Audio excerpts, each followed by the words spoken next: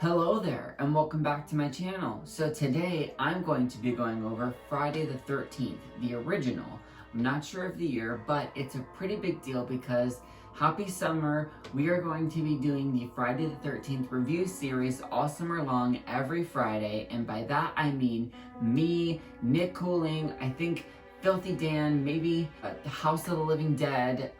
Lots of people are going to be doing the Friday the 13th review series this summer, so be sure to check out some of their videos. I'll have them linked in the description. They're my friends. We live stream all of the time. We have lots of things coming up and a lot of great content coming for you. So with all of that being said, let's get into one of the most iconic slashers of the 80s that has one of the most notorious killers ever, Friday the 13th. Okay, so I know that I just got done saying one of the most notorious killers ever, but it still is true, even if, spoiler alert, Jason isn't really in this movie. Oh, damn, I know. We open up with a bunch of counselors and they're at Crystal Lake and a couple of them sneak off to go have sex. And they're immediately killed, POV position. We just see a couple of stab wounds. And it's Friday the 13th and we're kicked off into the movie. Here we go. Not a lot of blood, not a lot of gore, but I like the suspense and the anticipation that they're going through. The steady, slow kill. And back then, this really worked. So early on, we are introduced to a bunch of characters. Some of them are really very fun. I found myself kind of caring for them. There's the girl who ends up in the truck that has to jump out. There's all of the other counselors, the main girl, Alice. Now, obviously, we are inclined to care about her most because she's the final girl, but that also doesn't, sometimes there are final girls that are kind of boring. She also just happens to be a really fun character. I, myself, never really seen this franchise growing up, and when I say that, I mean in 2009, when the remake came out, I stayed up as a 10 or 11-year-old at like midnight trying to watch it like this through my eyes, and I barely paid attention. And I haven't seen it since then until I rewatched it when I bought this review, or this box set for all of my reviews.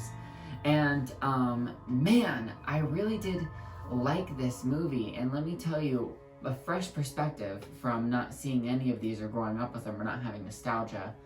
I kind of wish I did. I kind of wish I had that nostalgia.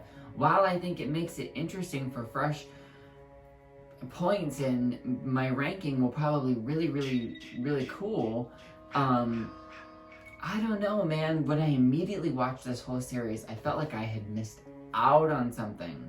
I'm not gonna lie, this isn't my favorite, and it does take a little bit to start getting that build up. But once we're there, I mean, there's a reason that I'm wearing the Scream shirt, is because they talk about the Friday the 13th and the opening of Scream. It's so iconic for a reason, and it's been that way for a reason.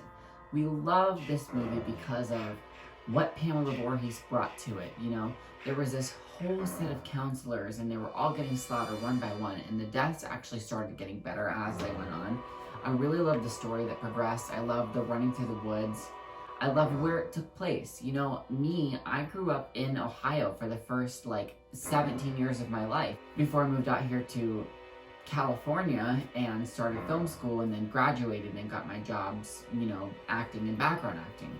So whenever I watched this movie, it immediately looked like the woods where I grew up, the cabins that I had stayed in, every party that I'd ever been at. I could exactly see these events happening. It made it that much more real for me, and I kind of wish that I had seen him at that time so that it could have that suspense for me. But obviously Jason is classic and everyone knows who he is growing up. I obviously did. I knew who Michael was before I see the Halloween franchise. I knew who Ghostface was before I see Scream. I knew Freddy Krueger before Nightmare on Elm Street. I knew Jason before Friday the 13th. They're just iconic. We know who they are. So whenever I finally got around to wanting to watch them, I thought, you know what? I had been asked to participate in this thing and I'd never really seen them, and I couldn't find any way to get them. So this was the one that made the most sense to me, and I had just gotten it, all of them, right together, and I binged them. Over a couple of weeks, I like to space things out, but I did my sense of binging with 13 fucking movies, well 12 there or something like that.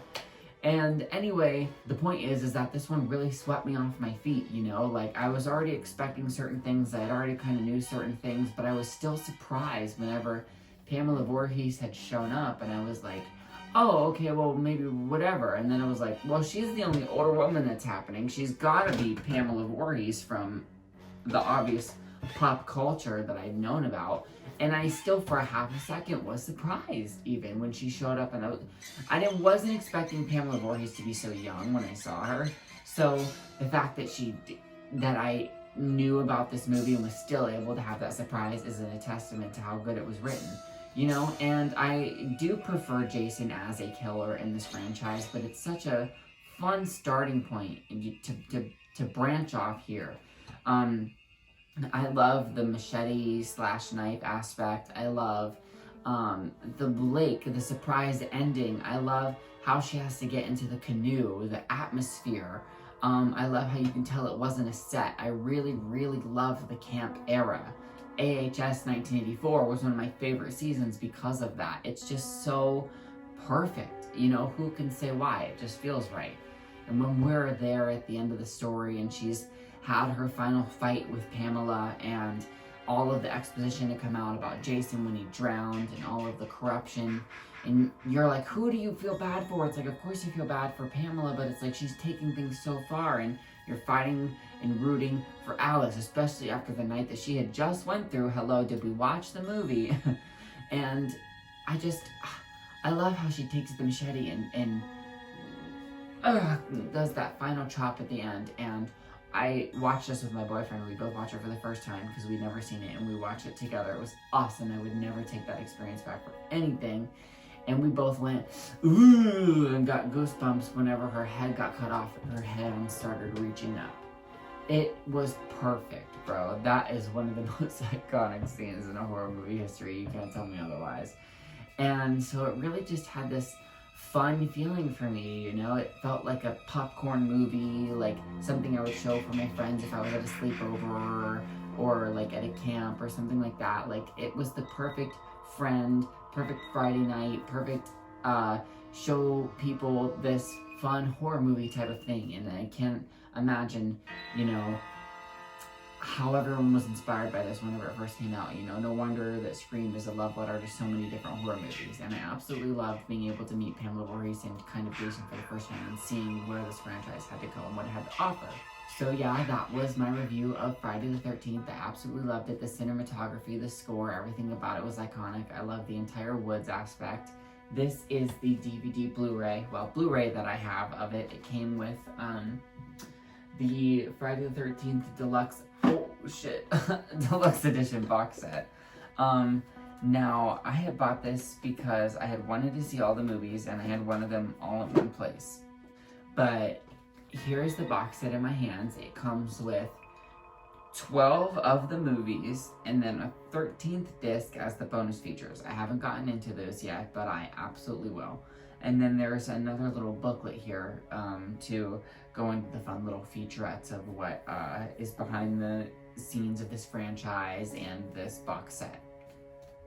Now, if you look at the front of it, it has the name of the collection and it has this beautiful like collage artwork, and it expands to both sides.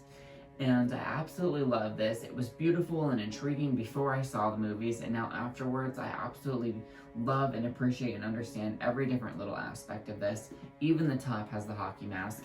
Anyway, yes, that was my review of Friday the 13th, the original, and I am so happy to be sharing this review series on these Fridays with so many other people. They have shared so many countless memories and group chats and live streams with me, and I definitely have found the people on YouTube that I had cared about interacting with.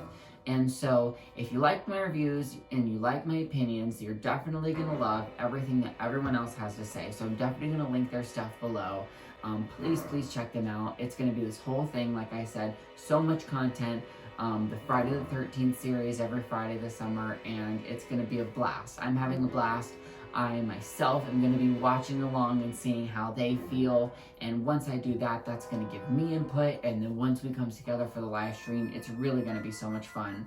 I encourage you guys to be there. I encourage you to comment, like, subscribe to their channels if you haven't, and just remember to watch the movies and have fun with us, and be good people and leave fun comments, and make sure to check out some of my other videos because I've done a bunch of different genres. I'm going to do a bunch more, and I've done some location visits and some of the items I have. And with all that being said, hey, thanks so much for watching, and I'll see you the next time. Alright, bye.